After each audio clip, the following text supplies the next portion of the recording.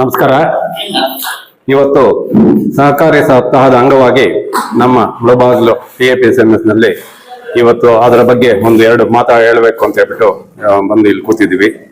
ಈ ಸಹಕಾರ ಚಳವಳಿ ಅನ್ನೋದು ಜನರಿಂದ ಷೇರುದಾರರಾಗಿರುವಂತಹ ನಮ್ಮ ರೈತಾಪಿ ವರ್ಗದಿಂದ ಒಂದು ನಡೆಸಲ್ಪಟ್ಟಂತಹ ಸಹಕಾರಿ ಸಮಸ್ಯೆಗಳನ್ನು ಒಳಗೊಂಡ ಚಳವಳಿಯನ್ನ ಸಹಕಾರ ಚಳವಳಿ ಅಂತೀವಿ.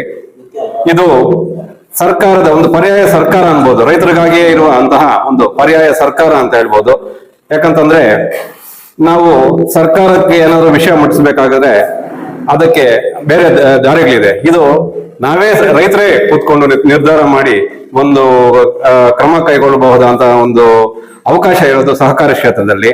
ಈ ಸಹಕಾರಿ ಚಳುವಳಿ ನಮ್ಮ ಭಾರತ ದೇಶದಲ್ಲಿ 1904ರಲ್ಲಿ ಪ್ರಾರಂಭವಾದಾಗ ಕೂಡ ನಮ್ಮ ಕನ್ನಡದ ಒಂದು ವಿಶೇಷ ಇದೆ. ಯಾಕಂದ್ರೆ ಈ ಸಹಕಾರ ಚಳವಳಿ ಪ್ರಾರಂಭವಾಗಿದ್ದೇ ಕರ್ನಾಟಕದಲ್ಲಿ ಪ್ರಥಮವಾಗಿ 1904ರಲ್ಲಿ.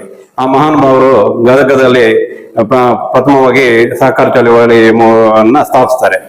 ಈ ಸಹಕಾರ ಚಳವಳಿ ಇದರ ಅಂಗವಾಗಿ ನಮ್ಮ ಮುಳಬಾಗಿಲಿನಲ್ಲಿ ಕೂಡ ಸಹಕಾರದ ಹಲವಾರು ಸಂಸ್ಥೆಗಳನ್ನ ಇದಾವೆ. ಅದರ ಪೈಕಿ ಹೃದಯ ಭಾಗದಲ್ಲಿರುವಂತಹ ಈ TAPSMS ಅನ್ನ ಮಾನ್ಯ ನಮ್ಮ ಈ ತಾಲೂಕಿನ ಹೈನುಗಾರಿಕೆ ಪಿತಾಮಹ, ರೈತಾಪಿ ವರ್ಗದ ಕಣ್ಮಣಿ, ಈ ತಾಲೂಕಿನ ಹಿರಿಯ ಮಸ್ತೂದಿಗಳಾದಂತಹ MA ಕೃಷ್ಣಪ್ಪನವರು 1960ರಲ್ಲಿ ಪ್ರಾರಂಭ ಮಾಡ್ತಾರೆ. ಈ ಸಮಸ್ಯೆಯನ್ನು ತದನಂತರ ಅವರ ನಂತರ ಸುಮಾರು ಹಿರಿಯರು ಅಂದ್ರೆ ನಮ್ಮ ಚದುಮನಹಳ್ಳಿ ವೆಂಕಟರಾಮಪ್ಪನ ಆಗಿರ್ಬೋದು, ಬೆತ್ತನಹಳ್ಳಿ ಮುನ್ಸಾಮಗೌಡರಾಗಿರ್ಬೋದು, ಬೀರೇಗೌಡರಾಗಿರ್ಬೋದು, ನಮ್ಮ ಆಲಂಗೂರು ಸೀನಣ್ಣ ಆಗಿರ್ಬೋದು, ಬೀರೇಗೌಡರಾಗಿರ್ಬೋದು, ರಾಮಕೃಷ್ಣಪ್ಪನವರಾಗಿರ್ಬೋದು, ಬಲ್ಲದ ಇನ್ನೊಬ್ಬ ರಾಮಕೃಷ್ಣಪ್ಪನವರಾಗಿರ್ಬೋದು, ಈ ರೀತಿಯಾಗಿ ಹಲವಾರು ಜನ ನಡೆಸಿಕೊಂಡು ಈ ಸಮಸ್ಯೆಯನ್ನು ಬೆಳೆಸ್ತಾ ಬಂದಿರ್ತಾರೆ.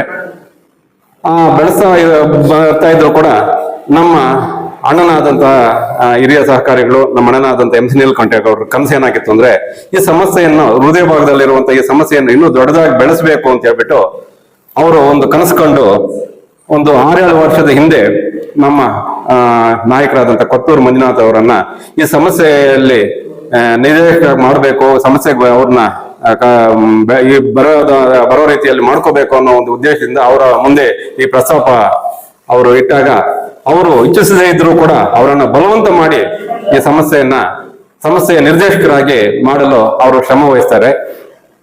ಅವ್ರಿಗೊಂದು ಕನಸಿತ್ತು. ಅವರು ಯಾವಾಗಲೂ ಹೇಳೋರು ಏನಂತಂದ್ರೆ ಒಂದು ಸಮಸ್ಯೆ ವ್ಯಕ್ತಿಗಿಂತ ಸಮಸ್ಯೆ ದೊಡ್ಡದು, ಸಮಸ್ಯೆ ಒಂದು ಆರೋಗ್ಯಕರವಾಗಿದ್ರೆ ಸಮಾಜವು ಆರೋಗ್ಯವಾಗಿರುತ್ತೆ ಅಂತ. ಆ ನಿಟ್ಟಿನಲ್ಲಿ ಈ ಒಂದು TAPSMS ಏನಿದೆ ಮುಳಬಾಗಿಲಿನಲ್ಲಿ ಇದಕ್ಕೆ ಕಾಯಕಲ್ಪ ಮಾಡಬೇಕು ಅನ್ನೋ ಉದ್ದೇಶಕ್ಕೆ ಕೊತ್ತೂರು ಮಂಜು ಅವ್ರನ್ನ ಅವ್ರನ್ನ ಒಂದು ವಿಶೇಷವಾಗಿ ಅವರ ಮೇಲೆ ಒತ್ತಡ ತಂದು ಅವರನ್ನ ನಿರ್ದೇಶಕರಾಗಿ ಮಾಡಿದ್ರು. ಆಗ ಸುಮಾರು ಒಂದು 6-7 ವರ್ಷದ ಹಿಂದೆ ನಮ್ಮ ಈ ಒಂದು TAPSMS ನ ದುಡಿಮೆ ಬಂಡವಾಳ ಸುಮಾರು ಒಂದೂವರೆ ಕೋಟಿ ಇತ್ತು. ಇವತ್ತು ಅದು ಒಂದು 3 ಕೋಟಿವರೆಗೂ ಕೂಡ ದುಡಿಮೆ ಬಂಡವಾಳ ಆಗಿ ಬೆಳೆಸಿದ್ದಾರೆ. ಒಂದು ಲಾಭಾಂಶವು ಕೂಡ ಆಗ ಒಂದು 6-7 ವರ್ಷದ ಹಿಂದೆ 7 ಲಕ್ಷ ಇದ್ದಿದ್ದು ಇವತ್ತು 26 ಲಕ್ಷದವರೆಗೂ ಕೂಡ ಲಾಭಾಂಶದಲ್ಲೂ ಈ ಸಮಸ್ಯೆ ನಡೀತಾ ಇದೆ. ಲಾಭಾಂಶ ಅನ್ನೋದಕ್ಕಿಂತ ಮುಖ್ಯವಾಗಿ ಈ ಸಮಸ್ಯೆಯು ರೈತರಿಗೆ ಏನು ಬೇಕೋ ರೈತ ಉತ್ಪನ್ನಗಳು ಅದನ್ನೆಲ್ಲಾನು ಸರಬರಾಜು ಮಾಡಬೇಕು.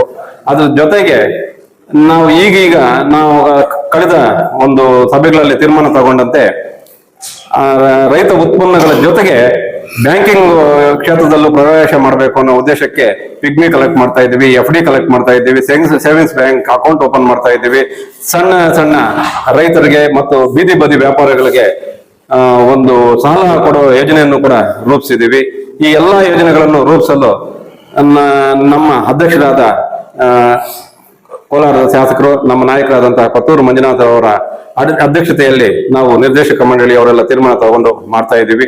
ಈ ಸಹಕಾರಿ ಸಪ್ತಾಹದ ಉದ್ದೇಶ ಈ ಸಹಕಾರ ಸಂಘಗಳಿಂದ ಸಿಗುವ ಸೌಲಭ್ಯಗಳು ರೈತರಿಗೆ ಮುಟ್ಟಬೇಕು, ರೈತರಿಗೆ ಇದರ ತಿಳುವಳಿಕೆ ಬರಬೇಕು ಅನ್ನೋ ಉದ್ದೇಶಕ್ಕೆ ಸಹಕಾರ ಸಪ್ತಾಹ ಮಾಡ್ತಾ ಇದ್ದಾರೆ.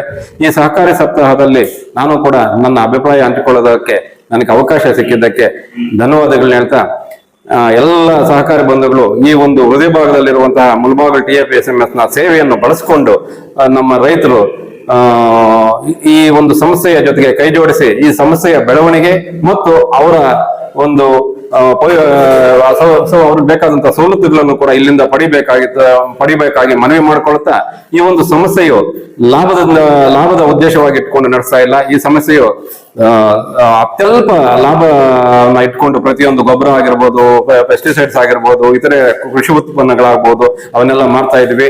ನಾನು ಒಬ್ಬ ಸಹಕಾರ ಕ್ಷೇತ್ರದಕ್ಕೆ ಹೊಸವನಾದ್ರೂ ಕೂಡ ಈ ಸಹಕಾರ ಕ್ಷೇತ್ರದಲ್ಲಿ ಮುಂದುವರಿಬೇಕು. ಮುಂದೆ ನಮ್ಮ ಅಣ್ಣ ಏನು ಕನ್ಸ್ಕೊಂಡಿದ್ರು ಅದೇ ರೀತಿಯಾಗಿ ಸಹಕಾರ ಕ್ಷೇತ್ರದಲ್ಲಿ ಇದ್ದು ಸಹಕಾರಿ ಧುರೀಣನಾಗಿ ಬೆಳಿಬೇಕು ಅನ್ನೋ ಇಚ್ಛೆ ಇರೋದ್ರಿಂದ ನನ್ನನ್ನು ಕೂಡ ಈ ತಾಲೂಕಿನ ಜನತೆ ಆಶೀರ್ವದಿಸ್ಬೇಕಂತ ಹೇಳ್ಬಿಟ್ಟು ಮನವಿ ಮಾಡ್ಕೊಳ್ತಾ ನನ್ನ ಮಾತುಗಳನ್ನು ಮುಗಿಸ್ತಾ ಇದ್ದೇನೆ. ಜೈ ಹಿಂದ್, ಜೈ ಸಹಕಾರಿ.